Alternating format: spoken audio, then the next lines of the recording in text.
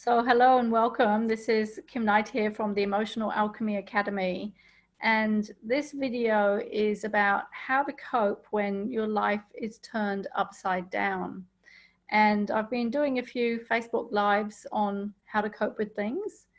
And I thought, well, I'll do a little webinar and we'll see who comes along. And this is the recording of the webinar.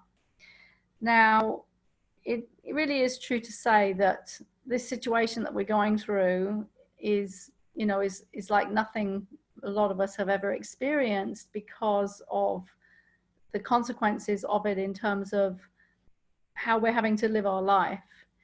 And one of the biggest things is that because of these lockdowns and government restrictions and policies, a lot of what we normally can do, we can no longer do. And a lot of our normal, what we take for granted things, we can no longer do.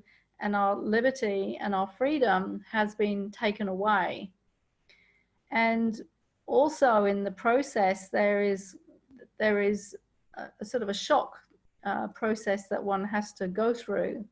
And it's interesting because on a personal level, when a traumatic event happens in our life, our body responds often in shock. It's a trauma, it's a shock, and known as a Yudin moment, which stands for unexpected, dramatic, isolating, no strategy shock event. And a Yudin moment is something that happens that in that moment we don't have a solution for. We don't know how we're going to get through it. It's scary, it's dramatic, it's unexpected, and we feel isolated. And normally, when we speak about a Yudin moment, this really applies to us personally. For example, you walk into work and you get fired, or your partner comes home and says, "I'm leaving you." These unexpected events that really pull the carpet out from under your feet, they blindside you, they're completely unexpected, and they create a trauma and a shock inside the body. And as we know from a personal perspective, if we don't clear these shock moments and these traumas and the fear that gets stored in the cells, then that can lead to consequences down the track of things like unhappiness, depression, anxiety, PTSD, and even physical symptoms.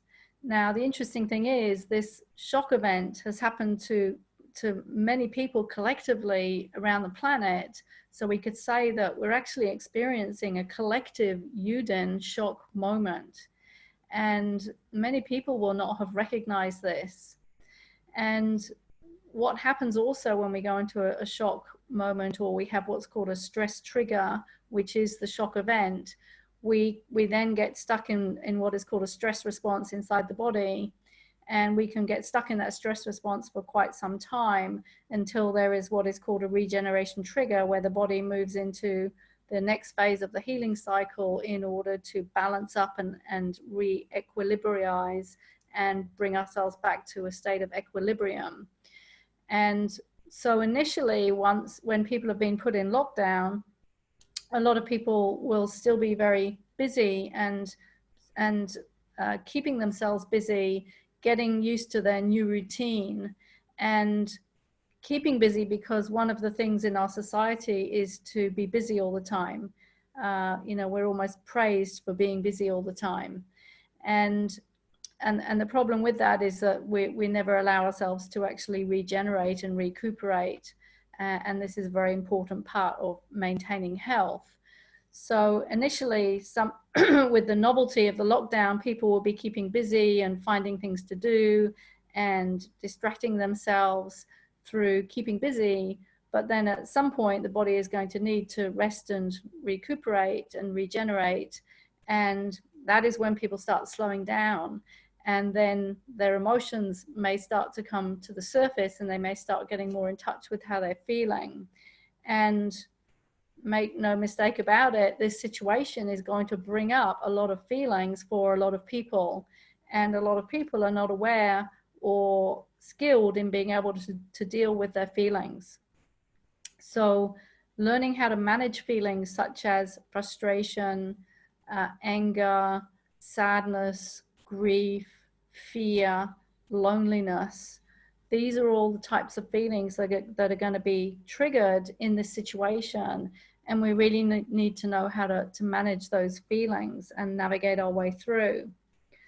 So I've just got a little list here of ideas that I just threw together to share on this webinar. It's not as structured as I normally do many of my trainings. This is just a few ideas that I want to share, and you can pick out if anything feels useful. So I've shared the Yuden, which is really, quite useful to understand, and talked a little bit about what I call the stress regeneration cycle. And the next thing that I want to talk about is fear, because a lot of people are going into fear, obviously fear of the unknown, and the unknown does bring fear for a lot of people because it comes back to not knowing and not having control, and that brings up fear.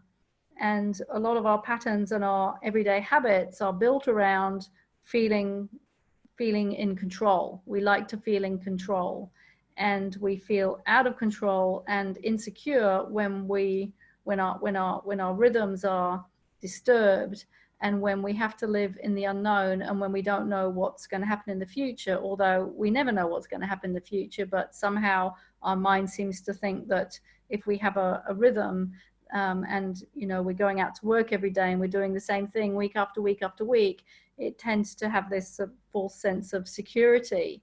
And of course, this security blanket has been taken away now, and everybody is living in the unknown with the unsurety of, well, what's going to happen? How many people are going to get sick? Am I going to get sick? What's going to happen work-wise, financially, to my country, globally? There are just so many question marks up in the air at the moment.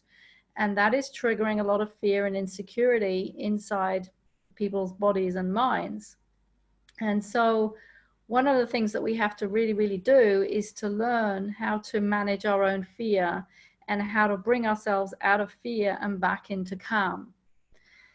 Now, really, we could say that stress and fear are synonymous. They're the same thing. They're one and the same thing. When our body goes into stress, or it's going into fear. When we go into fear, it's going into stress. And that is the sympathetic nervous system response in the autonomic nervous system.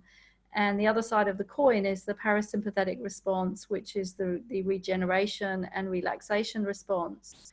And the good news is that we have control over bringing ourselves back out of stress and into calm. We absolutely 100% have the ability to do that. But in order to do that, we have to want to do it. We have to, A, recognize that we're not calm, that we've lost our trust and our safety and our sense of security and peace. And we have to recognize what that feels like inside our body, and then be able to make a choice that we want to take ourselves out of stress and back into calm.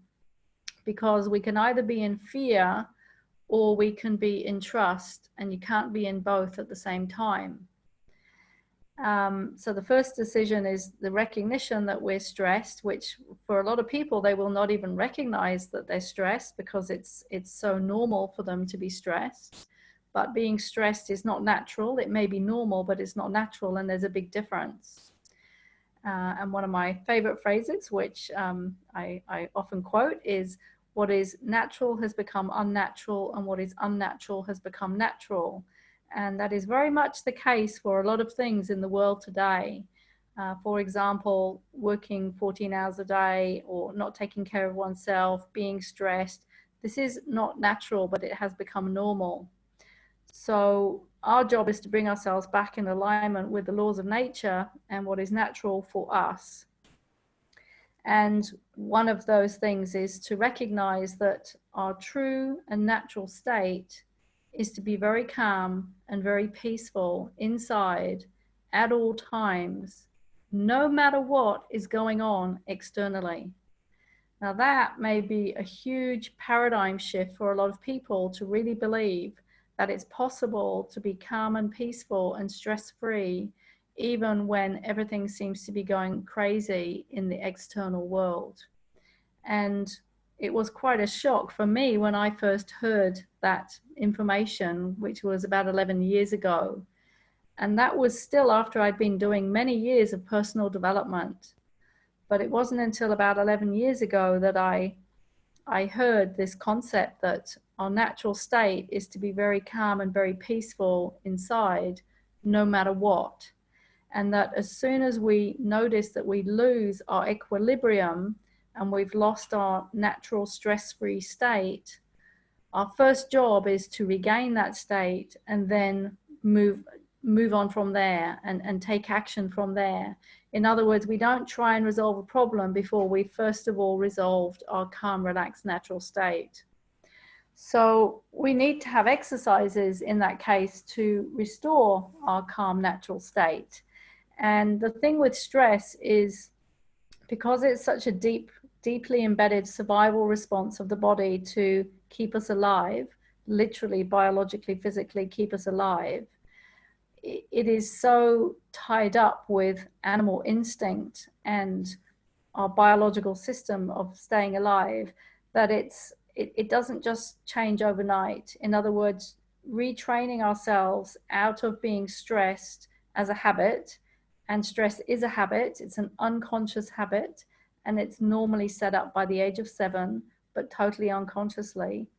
So retraining ourselves out of stress and back into calm and peace and joy is not something that happens overnight. It's something that happens through daily repeated training in instigating and implementing de-stressing exercises. So we can learn these exercises, and as long as we use them, they're going to have an effect. But in terms of, really eradicating stress, we're going to have to use these exercises on a daily basis for many months and years. But we can make a start. And in terms of being in a crisis, there are many, many things that we can do to immediately reduce our stress and fear levels and calm ourselves and bring ourselves back to a more balanced state.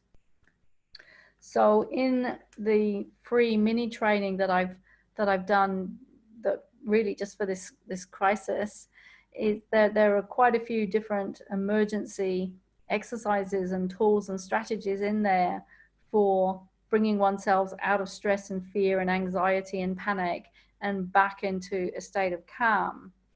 And one of them, for example, is what I call my present moment mantra. And this is all about coming back into the present moment, coming back into the now, into today. And I want to share why this exercise is so important and how I came to use it. And what happened was last year, about a year ago now, actually just about exactly a year ago, but funnily enough, to the date of doing this webinar, my whole life just turned upside down completely unexpectedly. It wasn't so much a Yudin moment, but it was a very unexpected turn of events where I suddenly started to experience quite a deep depression, which I had not anticipated. And I really felt like I needed to take a step back from work after working for 15 years as a coach, helping people. And I just felt I need a rest. I need to take some time out. But the problem was I didn't have any savings to help me. And so my bread and butter of, seeing one-to-one clients, I just felt like I can't do this anymore. I need to take a break. And so my income just disappeared overnight. And part of the problem also was the fact that I'd been going through 2 or 3 years of significant financial strain due to some unforeseen circumstances which had happened. And that was part of the reason for needing to take some time out. And so I found myself with very, very, very little income.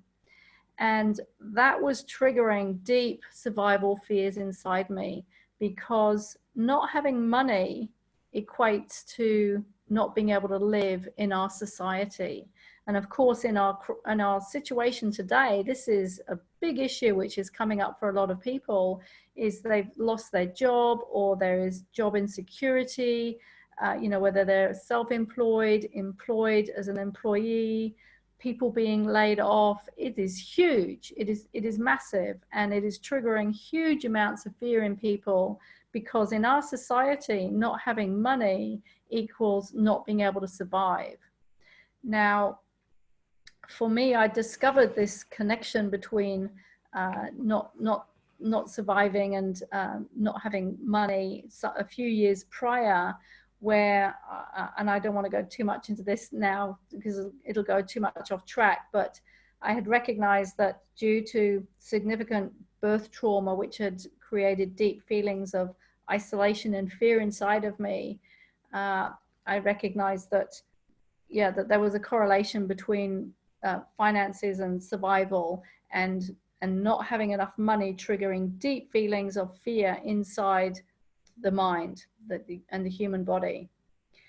So a year ago, all of a sudden I found myself without, you know, any income really, with very, very little income, and having to cope with that mentally and emotionally. So obviously there's the practical aspects of coping with it, but really the bigger problem really is our mind and what goes on in our mind, and the fearful thoughts and the worrying and the what I call the worst case scenario thinking, or WCST as I shorten it to, and all the thoughts that go on in the mind as to the terrible things that might happen.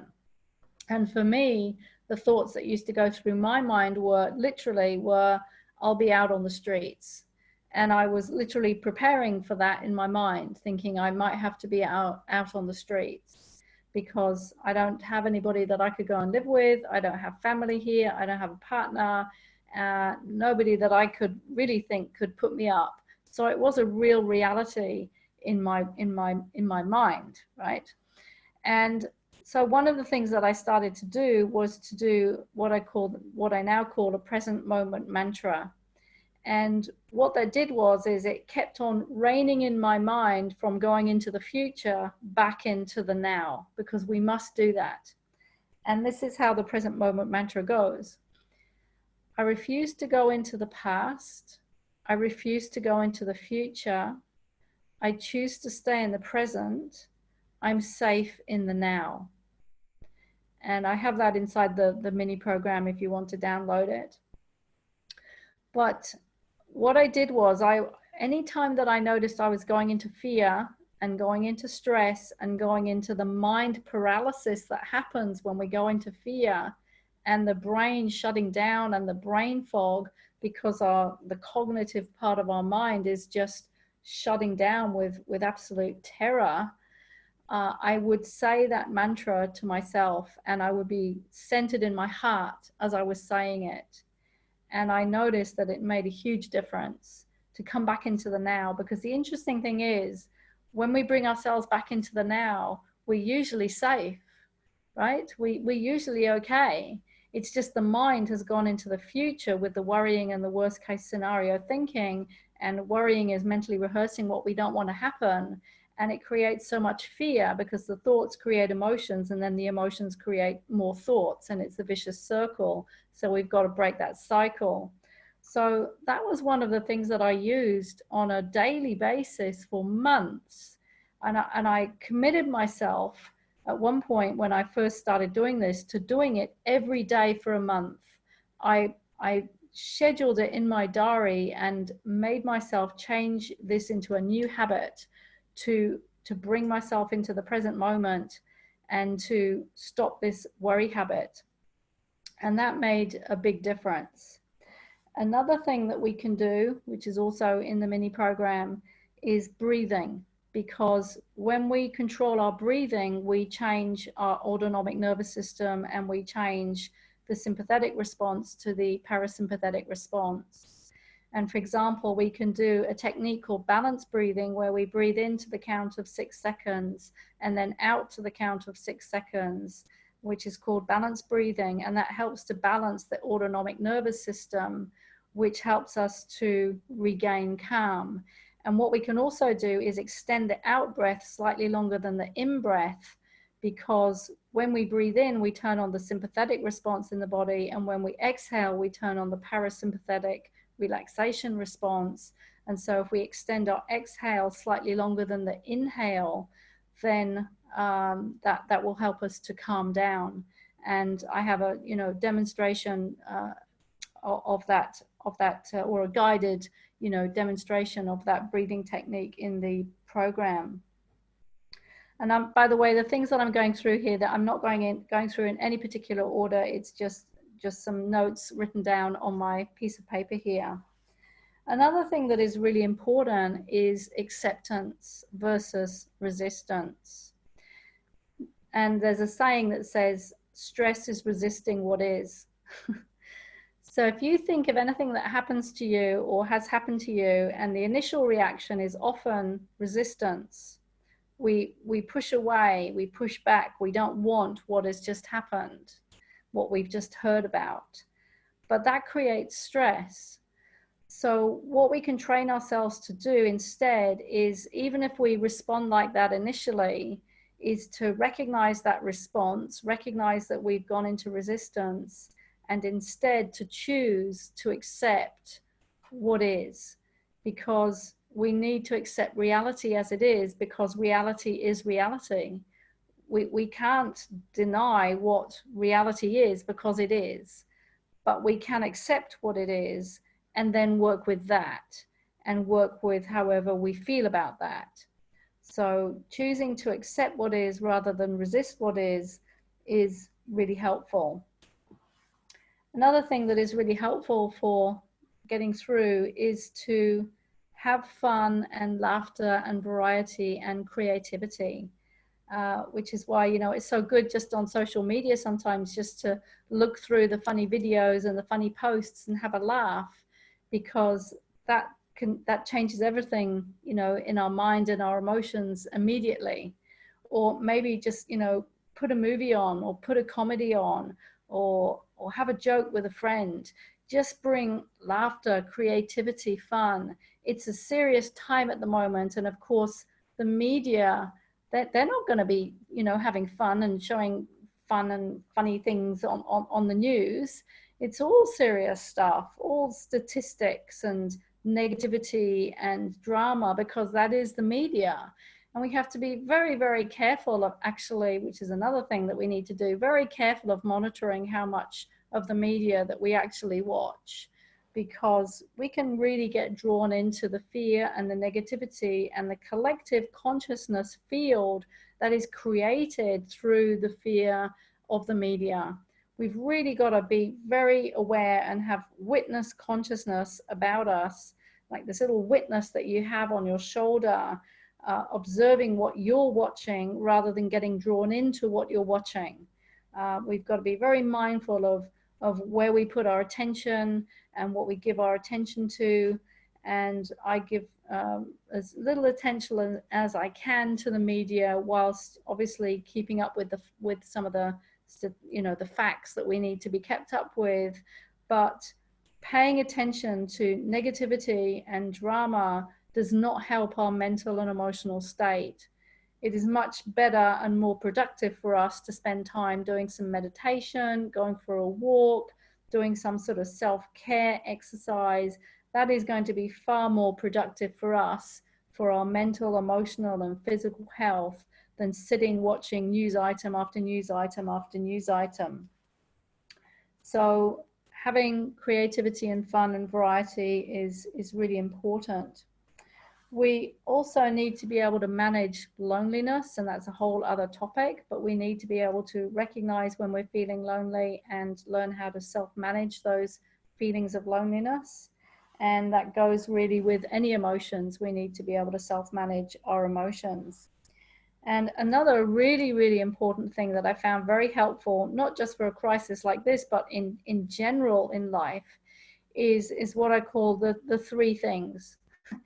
And the three things are having something or someone, having something that you love or someone that you love. So that could be a person, but it also could be a pet.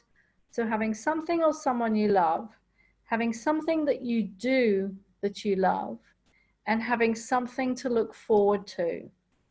So I'll just say those again. Having something or someone that you love, having something to look forward to, and doing something that you love.